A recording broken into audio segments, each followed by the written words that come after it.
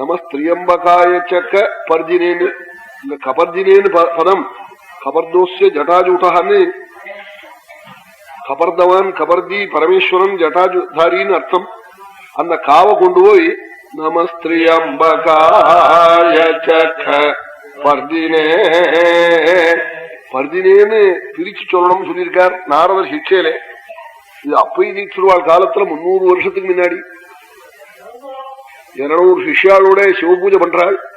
சங்க தாராபாத்திரத்தில் க்ஷீரத்தை அபிஷேகம் பண்ற போது சிஷ்யாளை கூப்பிட்டு இதென்ன காவை கொண்டு போய் அங்க தள்ளி பர்ஜினேன்னு சொல்லவாவது, நாம் நம்ம நாள்ல இதை மாத்தி பண்ணோம்னு சொல்லி சுக்குமோ லகு திப்பிலிங்கிறா போல இருக்கே, ஆகினால இதை மாத்தி பண்ணோம்னு 200 சிஷ்யாளோட தீட்சிருவாள் க்ஷீராபிஷேகம் பண்ற போது நமஸ்திரியம்பகாய கபர்ஜினே சொன்னாளா. சுவாமி மேல பால் விழமாட்டேங்கிறதா, இதோ தூசி அடைச்சுட்டு இருக்கோன்னு இந்த கொண்டு வந்தா கடகடான்னு கொட்டுருதான், உடனே அங்க கொண்டு போனா நிக்கிறதா.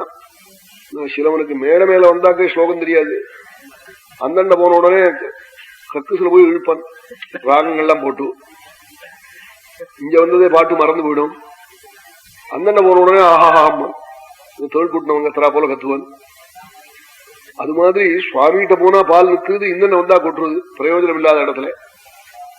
இப்படி 10 தடவை பார்த்ததுக்கு அப்புறம் சிஷ்யாளை கூப்பிட்டு பாத்தியா பெரியவாள் போட்ட ரோடுக்கு மூறி நடக்க ஆரம்பிச்சா எத்தனை கோளாறு வருது பாத்தியா சொல்லி நமஸ்திரியம்பகாய சக்க பர்ஜினே சொன்னாலாம். கடகடான்னு கொட்டிட்டுதான் பால். உடனே சாமவேதத்துல பதச்சேதங்கள் ரிஷி எப்படி சொல்லியிருக்காரோ அப்படித்தான் பண்ணணும்.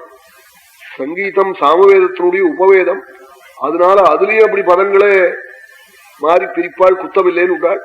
அஷ்டபதி பாடுற போது பக்தாள்லாம் ஜாலரா வச்சுட்டு லலிதலவங்கல தாபரிசீலன்னு பாடுவாள். லலிதலவங்கல என்னமோ வங்கலம்னா கச்சா வங்கலம் மாதிரி தோணும் நமக்கு. இங்க வங்கலமும் இல்லை பித்தளையும் இல்லை, லலித லவங்க லதா பரிசீலன் இருக்கு.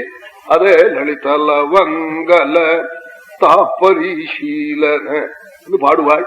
இதேதான் அறகுறையா சம்ஸ்கிருதம் வாசிச்சுட்டு இருக்கிறவன் அபத்தமா அஷ்டபதி பாடுறாரு தூஷிப்பன். அப்படிலாம் தூஷிக்கப்படாது.